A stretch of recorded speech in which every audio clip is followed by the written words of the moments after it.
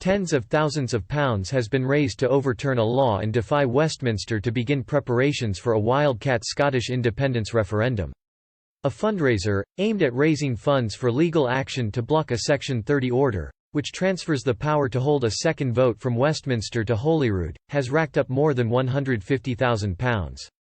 More than 5,000 people contributed to Forward as one led by Martin Keatings to raise £157,840 at the time of writing, towards the People's Action on Section 30, at Scotland's highest court. It would mean Scotland could hold a second independence referendum without receiving the permission from Westminster to do so. Mr Keatings is seeking a declarator against the UK government that the Scottish Parliament does not need a Section 30 agreement to hold a second vote on Scottish independence. He said in a statement, £155,000 was a massive target, and reaching it, a challenge of unparalleled proportions in such uncertain times. But what price do you put on the future prospects of the right to define who and what we are as a nation and to leave our nation to future generations, better than the one we inherited? And what price can you put on the enablement of the sovereign right, not to be the subject of political dictate, with respects to constitutional question?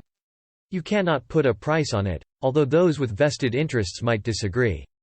The people backing this action have spoken. They have said that the ambiguity over Section 30 can no longer hang above them in this country. The Court of Session in Edinburgh will begin to hear the case on September 30. The Advocate General, Lord Richard Keane, will defend this case on behalf of the UK government. But the case remains at odds with First Minister Nicola Sturgeon, who has previously spoken out against a «wildcat» referendum. She said the Edinburgh Agreement, drawn up by Holyrood and Westminster in the previous 2014 vote, is the «gold standard» for holding a second referendum on the Constitution.